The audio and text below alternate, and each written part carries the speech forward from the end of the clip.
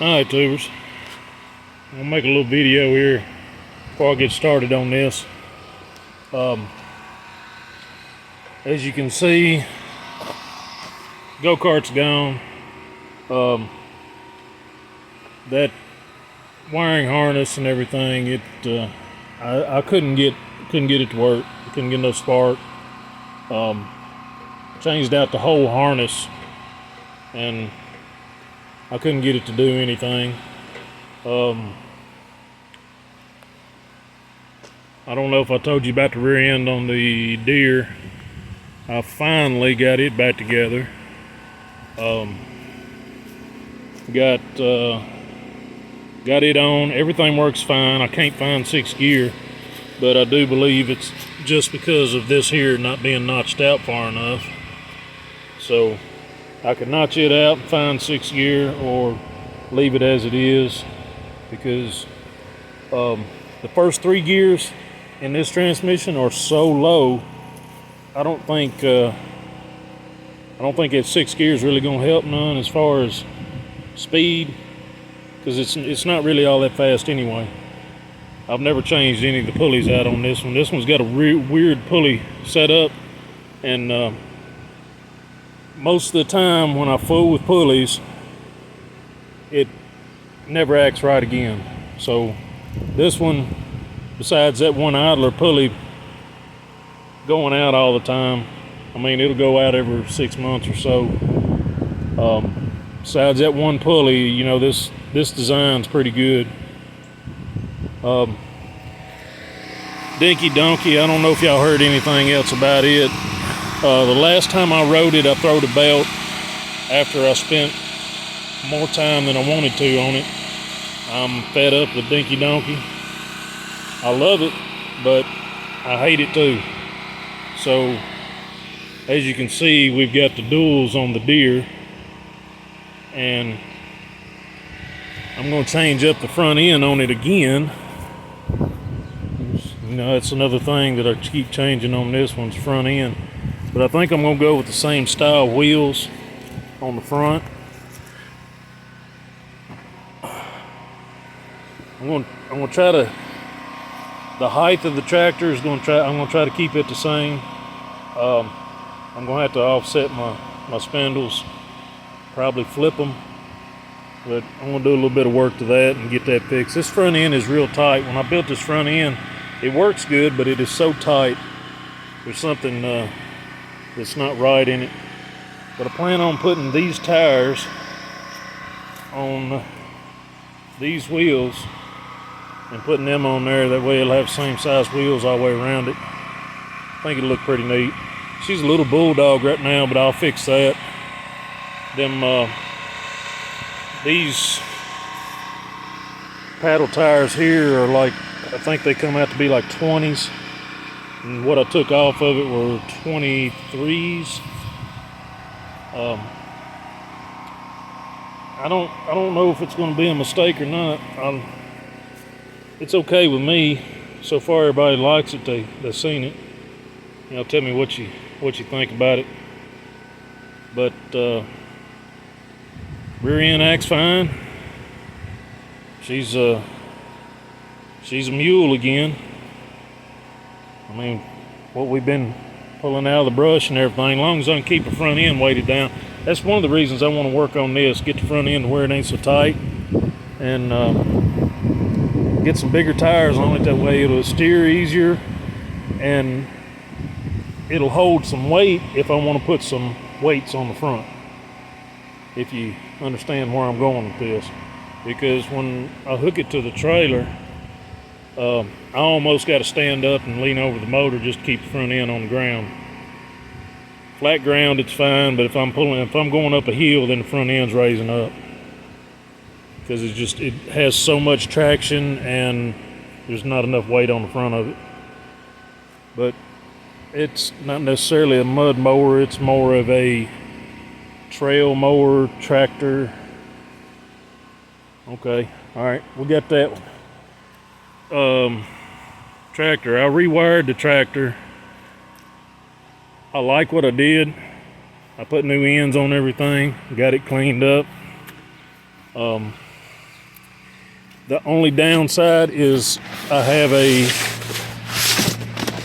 wanted to go to a key switch. I ended up going back to some waterproof switches. Like this is power to the coil. This is power to the solenoid to start with. And I put a disconnect on the battery. I probably should have put it on the ground, because you break the ground, you break your current. But I wanted it to tie all of my stuff into, like my voltage regulator, my not my voltage regulator, but my voltmeter, alternator, things like that. But you see that real shiny new solenoid? I believe it's bad. It's a Chinese solenoid, but if you jump on it, it acts like the battery's dead. Check the battery. I've still got like 12.6, 12.7 on the battery. So I do believe my solenoid is not working correctly. So I gotta go buy a good solenoid for this, which is all right, because I need to buy one for blue too. All right, now we'll get in here and talk about what I'm working on.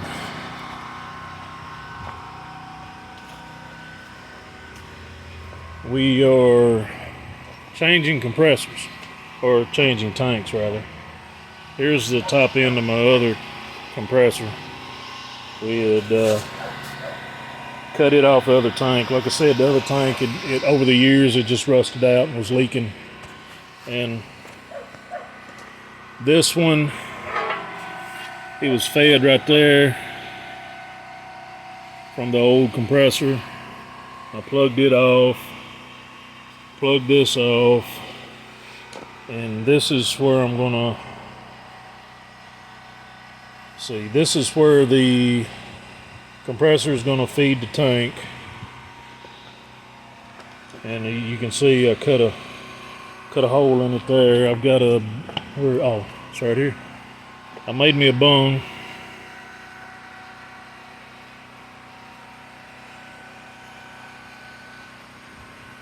To weld onto that, so that'll be where my outlet's gonna go.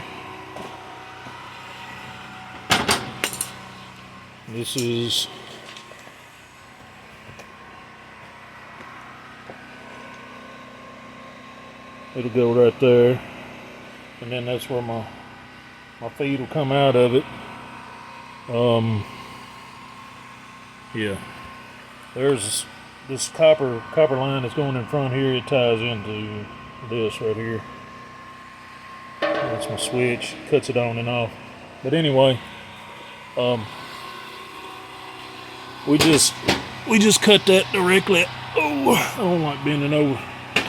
We just cut that directly off the tank, and I'm just going to weld the whole thing on top of the tank. Just weld it to this other plate here instead of trying to cut it off. I rolled it over and took the plug out of the bottom. Now, of course, you can see it's had rust in it too, but I checked the bottom out real good and cleaned it off. Checked it out. It seems like it's pretty solid. So I left it out. I figured I'd leave it out while I was cutting this hole and welding it up and everything, and then when I get done I can vacuum it out and paint the bottom of it. I'm gonna paint the bottom and put me a new drain. I'll probably use my old drain. This is where the compressor used to sit. I built me a little doghouse in here and put it up in there. But excuse me. Let's see. Yeah, this is my old drain I had in the side of it. You see I got a quick connect, and I had this on it with a hose run down here, and that's how, there we go. Help if I'd look at it. But I had that on there so I could drain it. So I guess I'll put something like that on it. I'm thinking about putting some pads on them feet, because they're awful close to the cylinder, and we're going to go up a little bit higher with it. So I want to try to make it to where it's a little bit more stable. But I'll see about that when I get to it. But I figured I'd lay this on you. I was out here working. I was fixing to put this on and trying to get wound up for this rain comes in. It's Sunday here in Middle Tennessee, and we got some rain. Rain that was supposed to be here Friday. It's finally coming in this evening and tonight. As humid as it is right now, it's probably going to be another one of them rough ones, but hopefully it ain't too bad. But just wanted to, I hadn't been putting much stuff out, so I figured I'd go ahead and update. Keep y'all in check, whoever watches. I mean, my 5 or 6 followers that does watch, but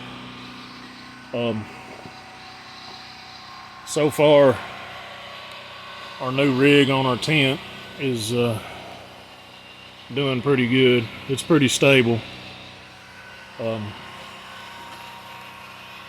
Hung up some of my signs.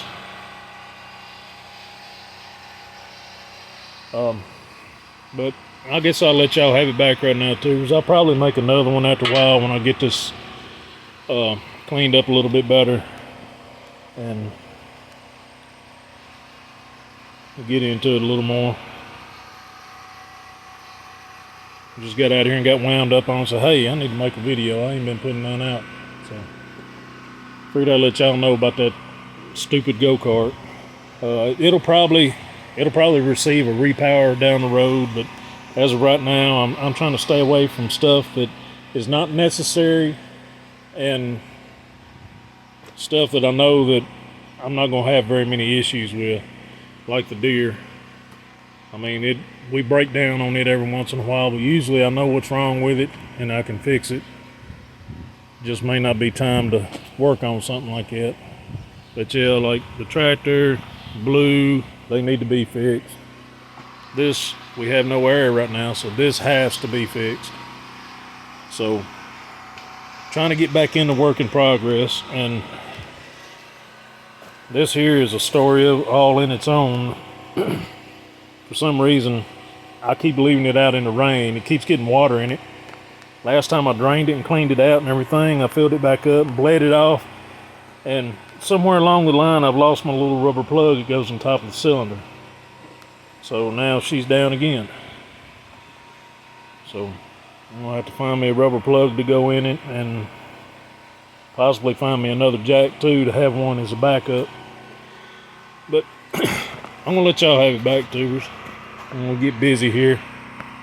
Like I said, I done got wound up trying to get this done. I'm just anxious to see how it's gonna act, because I'm going from a 30 gallon to this. This is a 60 gallon. I'm running the same compressor. So I'm just wondering how long it's gonna take to fill this big tank up. But I'll let y'all have it back. Thank you, tubers.